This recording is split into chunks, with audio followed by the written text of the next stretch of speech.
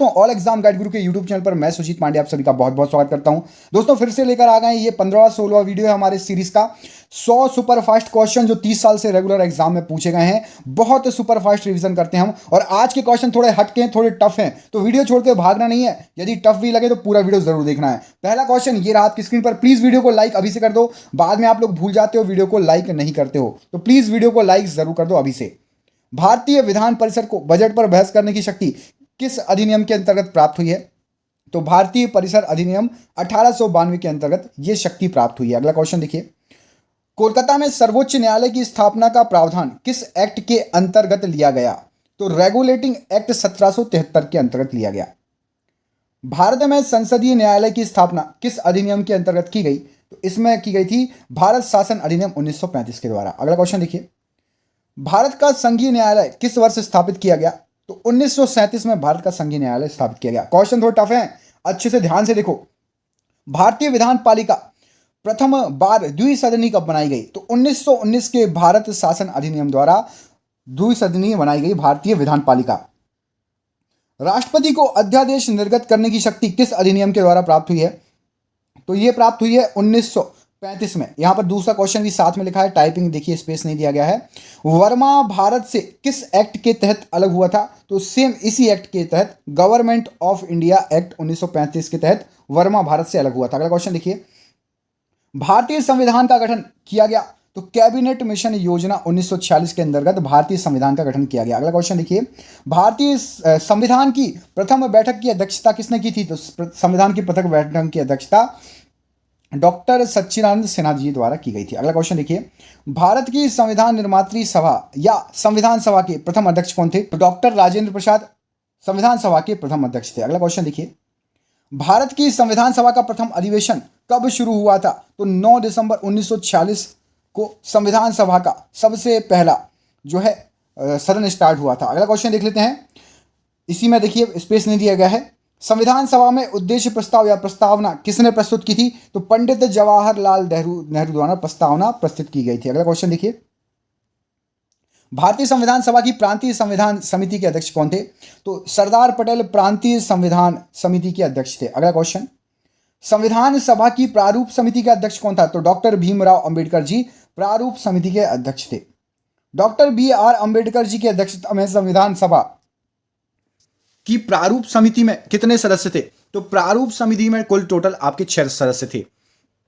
भारतीय संविधान सभा का प्रथम प्रारूप किसके द्वारा तैयार किया गया? तो BN राव द्वारा प्रारूप तैयार किया गया था संविधान सभा का। संविधान सभा के राष्ट्रीय ध्वज, संविधान सभा ने राष्ट्रीय ध्वज को कब स्वीकार किया था? तो 22 जुलाई 1947 को राष्ट्रीय ध्वज को स्वीकार किया गया था। अगला क्वेश्चन देखिए, झंडा समिति के अध्यक्ष कौन थे? तो झंडा समिति के अध्यक्ष डॉक्टर राजेंद्र प्रसाद थे। संविधान सभा की अंतिम बैठक कब हुई थी? तो 24 जनवरी 1950 को सबसे आखिरी बैठक हुई थी। BR अंबेडकर का संविधान सभा में निर्वाचन किस प्रेसिडेंसी से हुआ था? तो मुंबई प्रेसिडेंसी से चुन के आए थे BR अंबेडकर जी। जनगण मन को भारत के राष्ट्रगान के रूप में कब अपनाया गया था? तो यह अपनाया गया था 1950 में। अगला क्वेश्चन देखिए, संविधान सभा में वयस्क मताधिकार को 15 वर्ष के लिए स्थगित करने की बात किसने की थी? तो मौलाना आजाद ने यह बात की थी स्थगित करने की। अगला क्वेश्चन देखिए, भारतीय संविधान सभा में कुल महिला सदस्य कितनी थी? तो महिलाओं सदस्यों की संख्या थी 15, याद रखिएगा। अगला क्वेश्चन देखिए, संविधान में मौलिक कर्तव्य को किस वर्ष सम्मिलित किया गया? तो 1976 में संविधान में मौलिक कर्तव्यों को जोड़ा गया।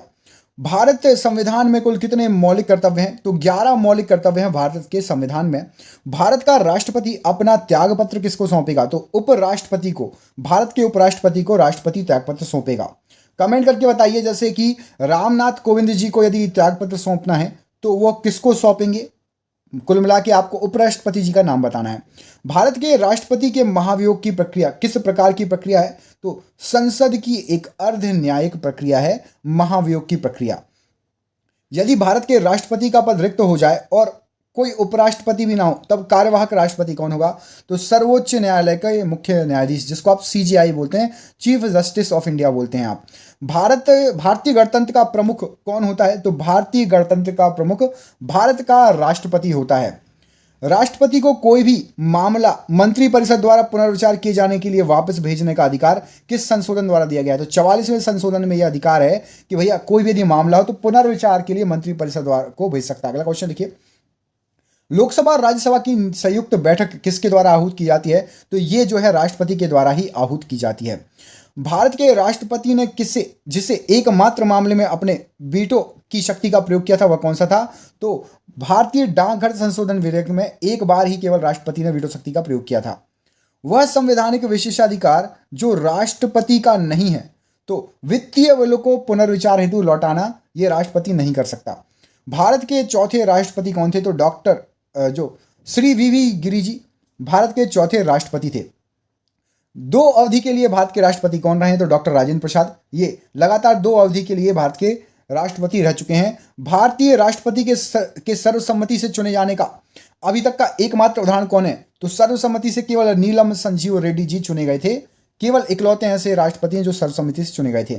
भारत के राष्ट्रपतियों में ट्रेड यूनियन आंदोलन से संबंधित कौन है? तो वीवी गिरि जी ट्रेड यूनियन आंदोलन से संबंधित है। श्रीमती प्रतिभा पाटिल का भारतीय गणतंत्र के राष्ट्रपति के रूप में कौन सा क्रम था? तो व्यक्ति के रूप में 12वां और कार्यकाल के अनुसार 14वां क्रम था। भारत में विश्वास प्रस्ताव कौन रख सकता है? तो मंत्री परिषद जो है विश्वास प्रस्ताव रख सकती है। भारत सरकार को कानूनी विषयों पर परामर्श कौन दे सकता है? तो कानूनी विषयों पर परामर्श अटॉर्नी जनरल दे सकता है। लोकसभा के सदस्यों की संख्या 525 से बढ़ाकर 545 कर दी गई थी। कब? तो ये 31वें संविधान संशोधन में इसको लागू कर दिया गया था। किस अनुच्छेद के अंतर्गत लोकसभा में अनुसूचित जातियों के आरक्षण का प्रावधान किया गया है? तो अनुच्छेद 330 में यह प्रावधान किया गया है। लोकसभा में अनुसूचित जाति के लिए आरक्षित स्थानों की संख्या कितनी है? तो टोटल 84।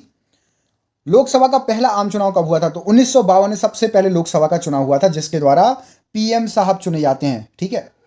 लोकसभा का सर्वाधिक बड़ा क्षेत्रफल कौन सा है?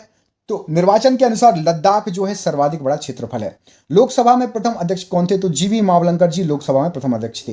प्रथम जनजातीय लोकसभा अध्यक्ष कौन थे? तो पीए संगमा जी प्रथम जनजातीय लोकसभा अध्यक्ष थे। राज्यसभा को स्थायी सदन क्यों कहते हैं?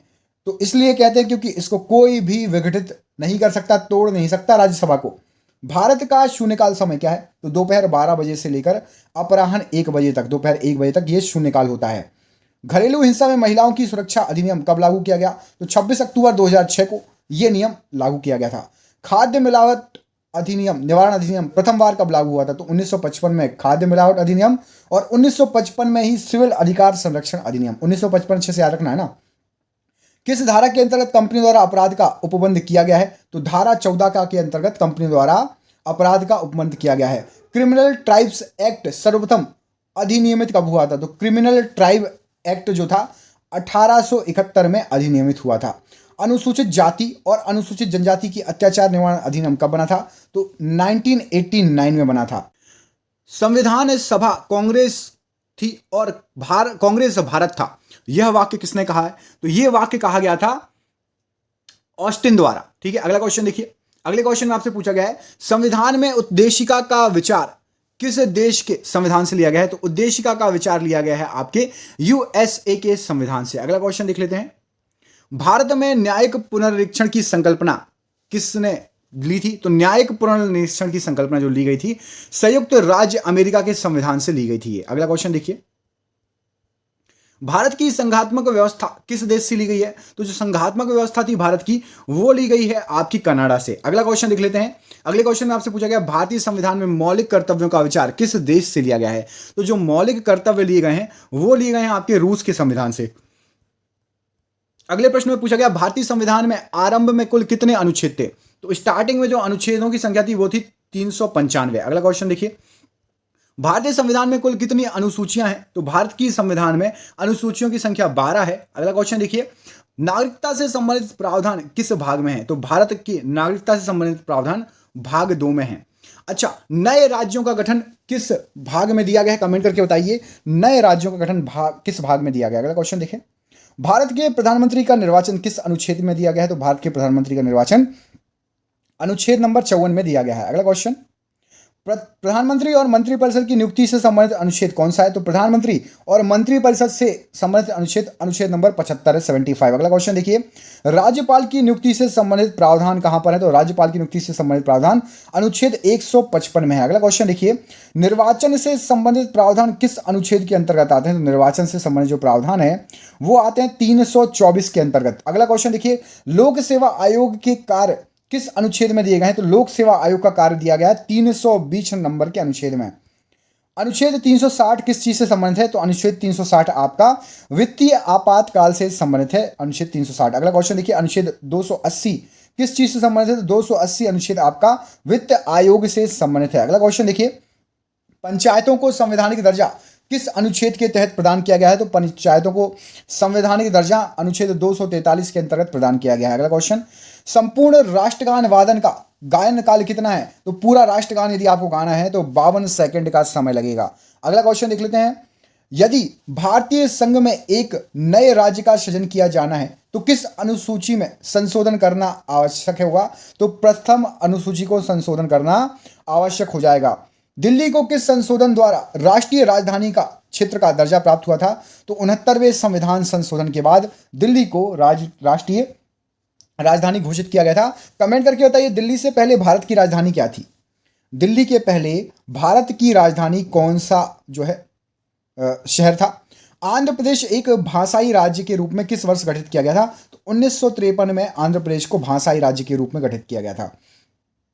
भारतीय संविधान किस प्रकार की नागरिकता प्रदान करता है? तो भारतीय संविधान एकल नागरिकता प्रदान कर सकता है, या आप भारत के नागरिक हो या किसी और देश के।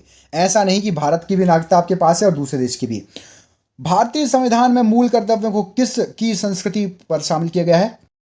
तो स्वर्ण सिंह समिति की संस्तुति पर शामिल किया गया है। तो ये हो गए आपके क्वेश्चन 100 खत्म। दोस्तों, क्वेश्चन आज के थोड़े टफ थे, हो सकता है कई लोग जो है 1 से 2 बार वीडियो देखोगे तो पूरे क्वेश्चन याद हो जाएंगे, थोड़े बहुत टफ क्वेश्चन थे। वीडियो आपको कैसा लगा आप हमें कमेंट करके जरूर बताना। यदि वीडियो अच्छा लगा हो तो प्लीज़ वीडियो को लाइक करो, चैनल पर नए हो चैनल को सब्सक्राइब कर लेना और ज़्यादा से ज़्यादा दोस्तों को वीडियो शेयर करना। यदि आपने पुराने वीडियो नहीं देखे होंगे तो आपको स्क्रीन पर भी आ जाएंगे, चाहे तो मैं प्लेलिस्ट आपको डिस्क्रिप्शन बॉक्स में डाल दूंगा। तो प्लीज़ वीडियो को लाइक कर देना, चैनल को सब्सक्राइब कर देना और दूसरे वीडियो भी चेकआउट कर लेना। मिलते हैं आपसे अगले वीडियो में, तब तक के लिए अपना ख्याल भी रखो। आप सभी का बहुत बहुत धन्यवाद दोस्तों, आपका दिन शुभ हो। बहुत बहुत धन्यवाद।